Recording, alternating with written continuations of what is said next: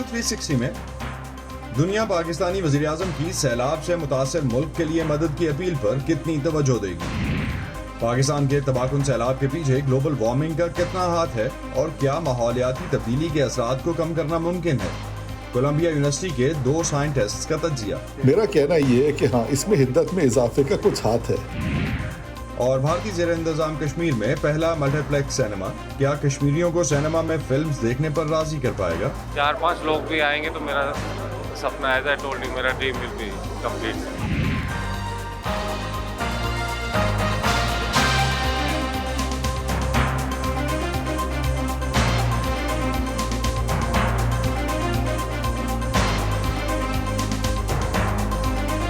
Voice of America के Washington Studios में आप सबको खुशामदीद। आप देख रहे हैं प्रोग्राम व्यू 360 और मैं हूं असदुल्लाह खालिद।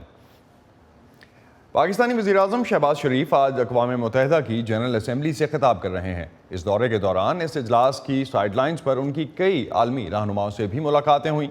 फ्रांस के सदर से मुलाकात में 2 तरफ़ा ताल्लुकात समेत दीगर उमूर पर तबादला ख्याल किया गया।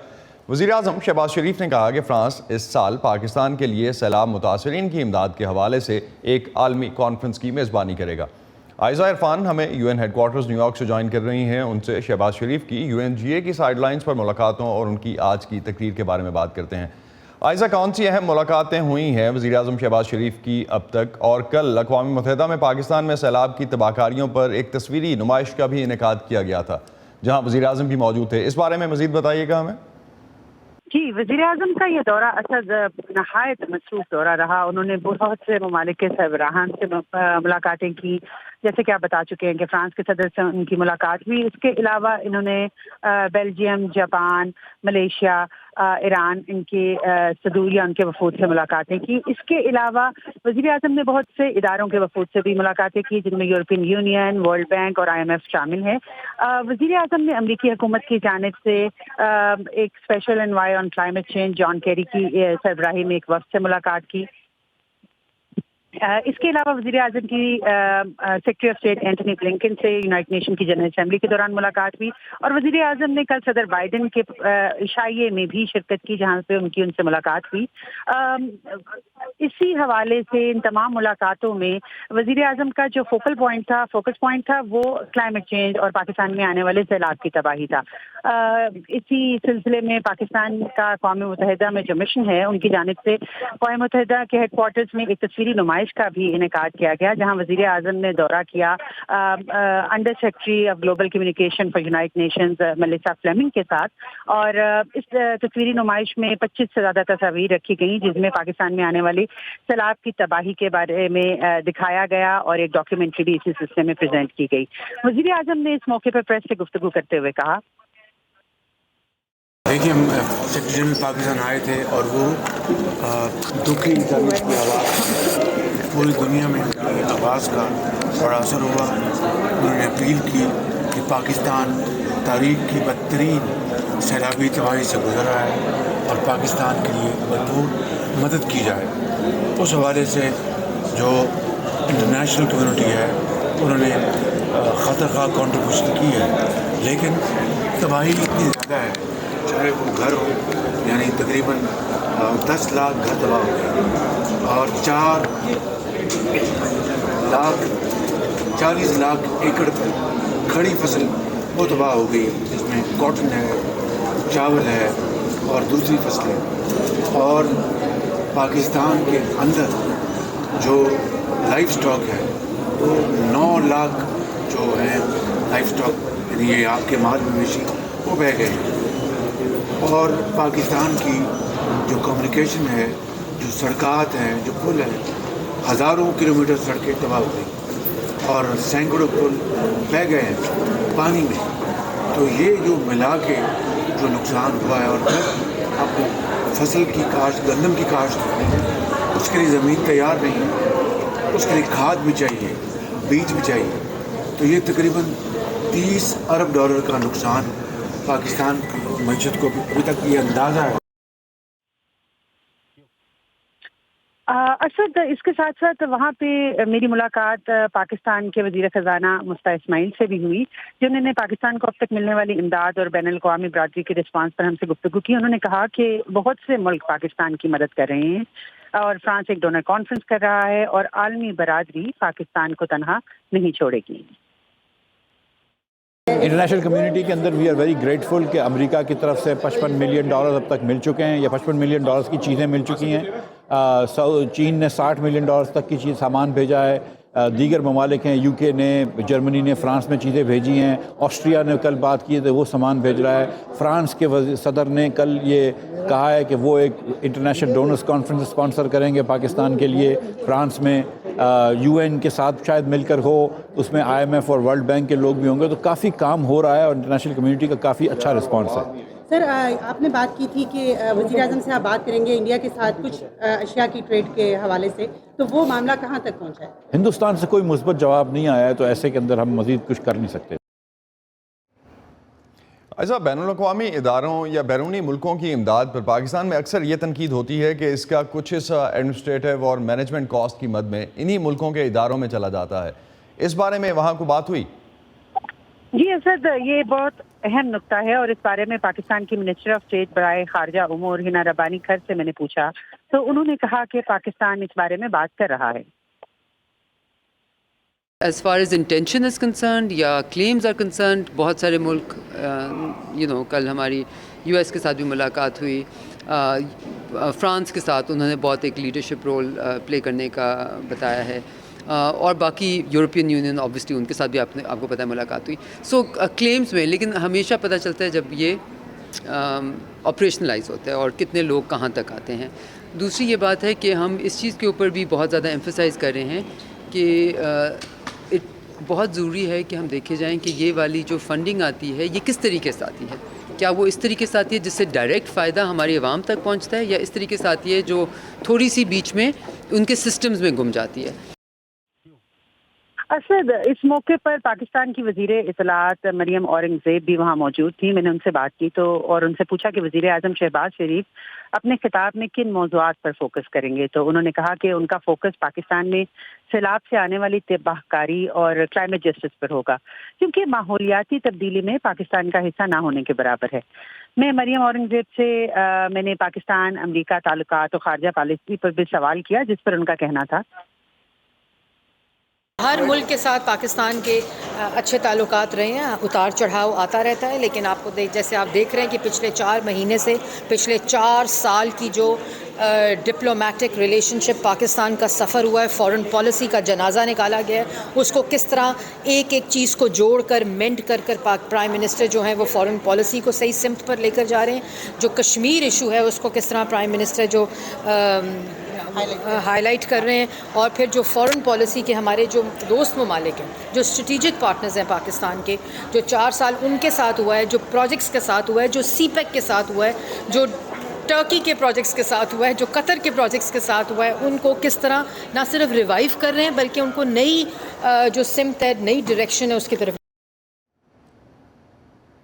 बहुत शुक्रिया आयज़ा इरफान आपका, आपने काफ़ी कॉम्प्रिहेंसिव इस हवाले से हमें डिटेल्स बताई कि किस किस से आपकी क्या क्या बात हुई।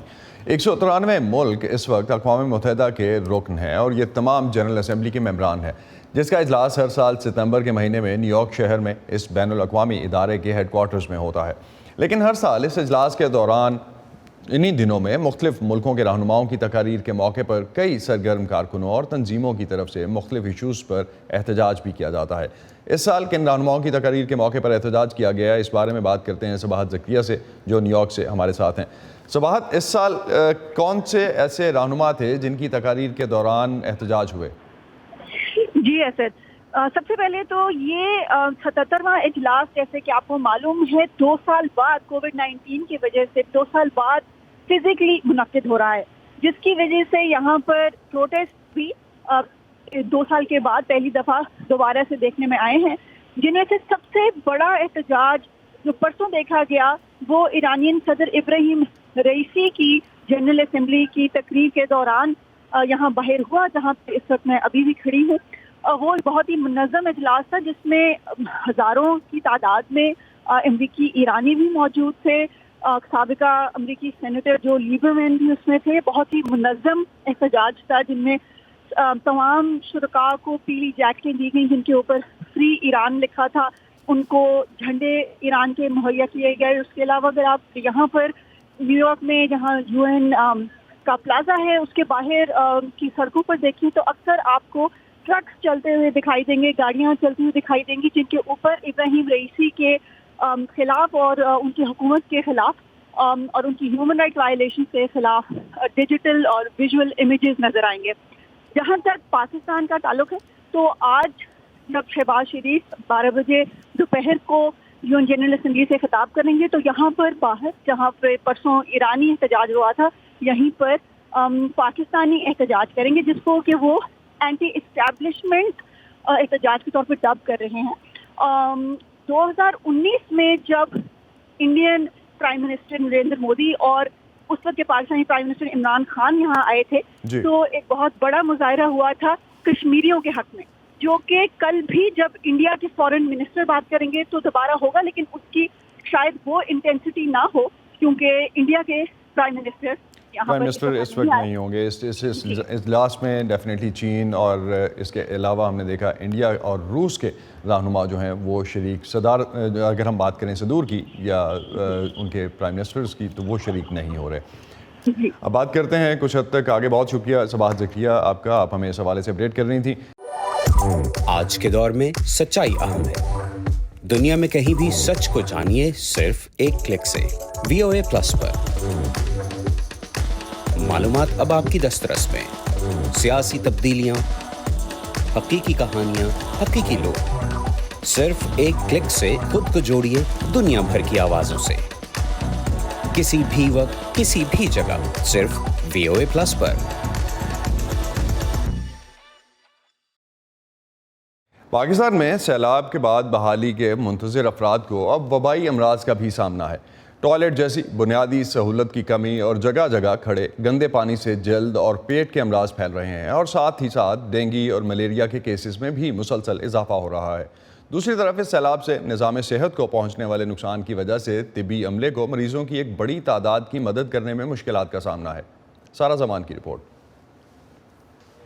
सड़कों के किनारे बनी झोंपड़ियों और आरजी खैमों में सैलाब ज़दगान इमदाद के मुंतज़िर हैं।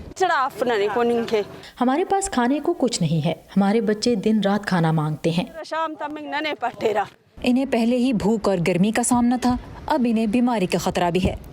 पाकिस्तान में जैसे जैसे सैलाब का पानी उतर रहा है, मलेरिया, डेंगू, इसहाल और जल्द के अमराज के केसेस बढ़ रहे हैं। सेहत-ए-आमा का अमला रोज़ाना मच्छरों और पानी से लगने वाली बीमारियों से मुतासरा हज़ारों मरीज़ देख रहा है। अभी जो मच्छर का सीज़न है, पानी बहुत ज़्यादा है, उसमें मच्छर ग्रो कर रहा है और वैसे भी सितंबर अक्टूबर एक हमारा पीरियड होता है जिसके अंदर हमारे पास मच्छर के बहुत ज़्यादा होने की वजह से मलेरिया और डेंगू के केसेस बहुत ज़्यादा सामने आते हैं। इसीलिए हमारे पास जो सैलाब ज़दगान के जो कैंप्स लगे हुए हैं वहाँ पे जो है वो मलेरिया के केसेस कुछ नहीं। मुल्क का एक बड़ा रकबा पानी में डूबा हुआ है जिसे खुश्क होने में महीनों लग सकते हैं। हिफ्ज़ाने सेहत की सहूलतों और पीने के साफ पानी की कमी के बायस बहुत से लोग रोज़मर्रा की ज़रूरियात के लिए जरासीम से भरे इन्हीं तालाबों का रुख कर रहे हैं। गर्मी बहुत शदीद हो रही है और हम खुद सैलाब के पानी में डूबे हुए, तो इस वजह से हम सैलाब के पानी में नहाने के लिए भी आ जाते हैं यहाँ पे और पीने के लिए भी इस्तेमाल करते हैं क्योंकि हमारे पास दूसरा कोई रास्ता है ही नहीं। मानसून की गैर मामूली बारिशों और तबाहकुन सैलाब से पाकिस्तान में जून के वक्त से अब तक 1600 के करीब अफराद हलाक हो चुके हैं, जिनमें 500 से ज़्यादा बच्चे भी शामिल हैं। कुदरती आफत से 3 करोड़ 30 लाख से ज़्यादा अफराद मुतासिर हुए हैं, जो कि मुल्क की आबादी का तकरीबन 15% है। पेट और आंतों की बीमारियों से हलाकतों में इजाफा हो रहा है। आलमी इदारा सेहत ने खबरदार किया है कि बीमारियों का फैलाव दूसरी आफत बन सकता है। शुरू से ही आलमी इदारा सेहत का अमला मुतासरा इलाकों में मौजूद है। हम उन तमाम अजला का दौरा करते रहे हैं जो मुतासर हुए हैं और अद्वियात और दीगर जरूरी सामान की फराहमी में मदद कर रहे हैं। WHO का अमला मोबाइल हेल्थ कैंप लगाने में भी शामिल रहा है। मुल्क में सेहत-ए-आमा का निज़ाम पहले ही कमज़ोर था। बारिशों और सैलाब से सेहत के तकरीबन 2000 मराकज़ को नुकसान पहुंचा है, जिससे मरीजों की बढ़ती हुई तादाद से निमटना और भी मुश्किल हो रहा है। बुनियादी तौर पर मुश्किलात सड़कों की तबाही की वजह से पैदा हो रही हैं, क्योंकि वो अपने इलाके से यहाँ तक इतना तवील सफ़र नहीं कर सकते।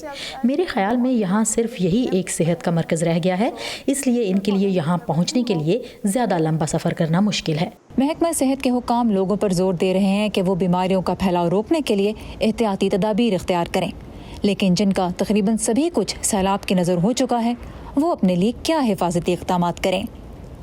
सारा Zaman, voice of America.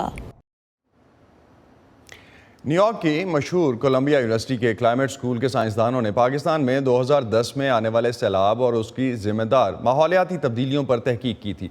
Voice of America के अंशुमन आपटे ने माहौलियाती तब्दीली के माहिरीन से ये जानने की कोशिश की कि 2010 और 2022 के सैलाब में क्या फ़र्क है और ऐसी माहौलियाती तब्दीलियों के असरात से बचने के लिए क्या इक़दाम उठाए जा सकते हैं। कोलंबिया यूनिवर्सिटी के क्लाइमेट स्कूल के कोलंबिया वाटर सेंटर के डायरेक्टर उपमनु लाल उन साइंटिस्ट्स में हैं जिन्होंने 2010 में पाकिस्तान में आने वाले सैलाब और इसकी वजह पर तहकीक की थी। उनके मुताबिक इस साल के सैलाब के लिए भी कुछ ऐसे ही हालात जिम्मेदार हैं। The similarity is that we have tropical cyclones. Bay of Bengal में पैदा होने वाले समंदरी तूफानों में से 2 या 3 पाकिस्तान तक जा पहुंचे। तो 2010 और इस साल में सबसे बड़ा फर्क ये है कि तब सिर्फ एक ही तूफान इस तरह पहुंच पाया था, लेकिन इस साल 2 बड़े तूफान और तीसरे का कुछ बचा हुआ हिस्सा वहां तक जा पहुंचा है। डॉक्टर लाल कहते हैं कि 2010 के बाद समंदरी तूफानों से होने वाली बारिश की शिद्दत में बड़ा इजाफा हो रहा है और इसकी एक वजह गर्मी में इजाफा है। My argument would be that yes. मेरा कहना यह है कि हाँ, इसमें हिद्दत में इजाफे का कुछ हाथ है, लेकिन आया मजमूई तौर पर आलमी हिद्दत की वजह से इस मखसूस अमल में किसी हद तक शिद्दत पैदा हुई है या इसकी तवातुर में इजाफा हुआ है, तो ये जानने के लिए मजीद तहकीक की जरूरत होगी जिसमें कई महीने लगेंगे। उपमनु लाल का कहना है कि सैलाब जैसी कुदरती आफत से होने वाले बड़े नुकसान से बचने के लिए मरबूत कोशिशों की जरूरत है। इसके लिए कौमी और बैनुल अक़वामी सतह पर इमदादी तंजीमों, इंश्योरेंस कंपनियों, सरकारी इदारों और मौसम की पेशन गोई करने वाले महकमों को मिलकर वक्त से पहले काम करने की जरूरत है ताकि इन्हें एक्टिवेट किया जा सके। एंड्रयू क्रूजकेविच कोलंबिया यूनिवर्सिटी के international institute for climate and society में सीनियर साइंटिस्ट हैं। वो कहते हैं कि दुनिया भर के साइंटिस्ट्स को मिलकर पाकिस्तान में सैलाब जैसी कुदरती आफत के लिए अर्ली वार्निंग सिस्टम्स पर काम करने की जरूरत है। मेकिंग मैप्स, ये सोचना कि मौसमियाती नक्शे बनाकर भेजना काफ़ी है, गलत है। हमें इस सोच से आगे बढ़कर उन ममालिक के साइंटिस्ट के साथ मिलकर ऐसे बाकायदा सिस्टम को तैयार करना होगा और उसके लिए ये भी ज़रूरी है कि हम उनके साथ शुरू से काम करें और उनके इल्म और तजुर्बे को एल्गोरिदम्स में शामिल करें। एंड्रयू कहते हैं कि सैलाब जैसे खतरों से लोगों को बचाने के तरीके ढूंढते वक्त आबादी के उस हिस्से पर ज्यादा ध्यान दिया जाना चाहिए जो मुआशी तौर पर कमजोर है। हो सकता है कि हम किसी से कहें कि खतरे के बायस काम पर ना जाओ, लेकिन घर बैठने से अगर उन्हें रात का खाना नहीं मिलता तो उसकी जिम्मेदारी कौन लेगा। हम अक्सर बारिश के बिल्कुल दुरुस्त पेशन गोई की बात करते हैं, लेकिन हमें उस ही अंदाज में इस बात का दुरुस्त अंदाजा लगाने की भी जरूरत है कि अर्ली वार्निंग सिस्टम में किन लोगों को तरजीह देना होगी। कोलंबिया यूनिवर्सिटी के क्लाइमेट साइंटिस्ट्स इस बात पर जोर देते हैं कि कुदरती आफत के खतरे का सामना करने के लिए जुनूबी एशियाई मुल्कों को मिलकर काम करना होगा। इस इलाके में रिसोर्सेज ज्यादातर हिमालयाई सिलसिले से आती हैं। भारत और पाकिस्तान को साथ मिलकर पानी की दस्तयाबी, बर्फ पिघलने से आने वाले सैलाब और बाढ़ के खतरे को मैनेज करने के तरीके ढूंढने चाहिए। बांग्लादेश को जो पानी मिलता है वो ज्यादातर भारत से आता है, तो उसे भी मामले को मुस्बत तरीके से देखना चाहिए। उनके मुताबिक ऐसे ताउन का फायदा दुनिया के करीबन 24% से ज्यादा आबादी को होगा जो इस रीजन में रहती है। Anshuman Apte, voice of America, New York. वक्त के साथ सब कुछ बदल जाता है। कुछ लोगों के लिए इस हकीकत को कबूल करना बहुत ही मुश्किल होता है। शायद यही वजह है कि माजी हमारी यादों में जिंदा रहता है। वक्त तो कभी रुकता नहीं। क्यों ना एक काम करें, हम खुद रुक जाएं और देखें कि हमारे इर्द गिर्द क्या कुछ बदल गया और इसने हमें कैसे बदला। मैं बहजत जिलानी, पिछली 3 दहाइयों से ज़्यादा अरसे से रेडियो के ज़रिए आपका मेरा साथ, और अब वॉइस ऑफ अमेरिका से मैं आपके लिए लाई एक नया पॉडकास्ट, कल और आज। اس میں ہم بات کریں گے ان معروف شخصیات سے جنہوں نے پل پل بدلتی اس دنیا کا بھرپور مشاہدہ کیا. انہی سے بات ہوگی کل اور آج کی. مجھے یقین ہے کہ آپ کو بھی ماضی میں جھانک کر بہت مزہ آئے گا. تو آئیے ہر ہفتے سنیے میرے ساتھ VOA اردو کا پوڈ کاسٹ کل اور آج. آگے بڑھتے ہیں پروگرام میں اور بات کرتے ہیں حال ہی میں سری نگر میں بھارت کے زیر انتظام کشمیر کے پہلے ملٹی پلیکس سینما کا افتتاح ہوا. بھارتی حکام سری نگر کے علاوہ دیگر اضلاع میں بھی سینما کی بحالی کی کوشش کر رہے ہیں. کشمیر میں 33 سال پہلے شورش کے آغاز پر سینما گھروں کو زبردستی بند کروا دیا گیا تھا، جنہیں ماضی میں بھی کھولنے کی کئی بار کوششیں ہوئیں جو ناکام رہیں. اس بار یہ کوششیں کس حد تک کامیاب ہوں گی، جانتے ہیں یوسف، جمیل اور زبیر ڈار سے. سری نگر کا یہ نجی اسپتال کبھی ایک تھیٹر ہوا کرتا تھا. میں خود بھی یہاں بالی ووڈ اور ہالی ووڈ کی فلمیں دیکھنے آتا تھا، لیکن 1990 میں جب کشمیر میں مسلح تحریک مزاحمت شروع ہوئی تو عسکریت پسندوں نے تمام سنیما گھر، شراب کی دکانیں، بیوٹی پارلرز اور تفریح کلب زبردستی بند کرا دیے تھے. اب 3 دہائیوں بعد سری نگر میں ایک نیا ملٹی پلیکس سنیما کھلا ہے اور جسے دیکھ کر لوگ اپنے ماضی کی یادیں تازہ کر رہے ہیں. یہاں تو 30 سال پہلے تھیٹر کا کلچر تھا. 30 سال پہلے یہاں پر پکچر دیکھنے جاتے تھے. ہم نے بھی سنا ہے، بزرگوں سے سنا ہے، جو ہمارے باپ دادا ہے وہ کہتے تھے ہم جاتے تھے نائٹ شو دیکھنے. بہت سارے تھیٹر تھے یہاں پر.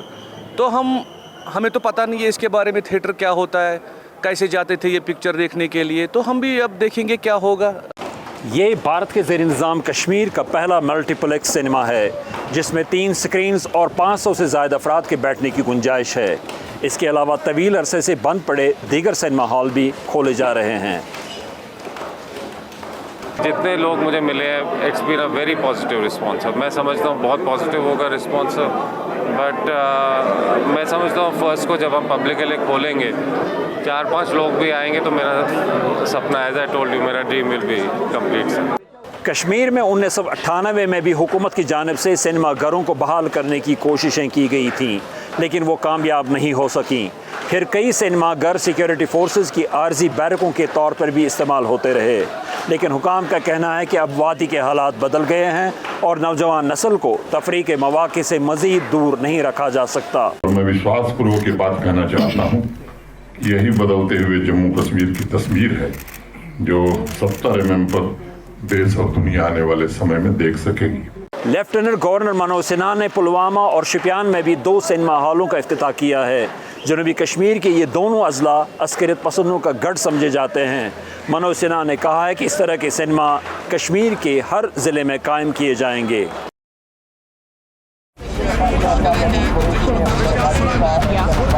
خبروں کے پیچھے نہیں بھاگتے، ہم کہانیاں ڈھونڈتے ہیں، عام لوگوں کی خاص کہانیاں. میں کوئی ان سے الگ مخلوق تو نہ تھی، تو کیوں نہ میں ایک ایسا کام کروں کہ جس میں میں مہارت حاصل کروں، اور وہ نیکی کیا ہو. جو چھوٹی چھوٹی کوششوں سے بدل رہے ہیں بے شمار زندگیاں. مجھے جب بھی ضرورت ہوئی مجھے انہوں نے ماشاءاللہ قرضہ دیا اور میرا کاروبار بہت اچھا چلا. لا رہے ہیں اپنے ارد گرد بڑی تبدیلیاں. اکثر جو یہاں بچے ہیں وہ بھیک مانگنے والے بچے ہیں، اور جب یہ بچے اسکول میں آئے تو بہت سارے بچے خوش ہو رہے تھے. آج وہیں عورتیں بے ہچک اپنے پلانٹوں پر مطلب اپنے گوٹ کے پلانٹ پر آتی ہیں، پانی بھرتی ہے. ہم جاتے ہیں خبروں سے آگے. میں ہوں نیلوفر مغل، سمن خان، سعدیہ زبران جھا، عمر فاروق، چترا ڈار، گیتی آرانی، مرتضیٰ زہری. نیوز 360 میں آپ سب کو خوش آمدید. ہم ہیں وائس آف امریکہ.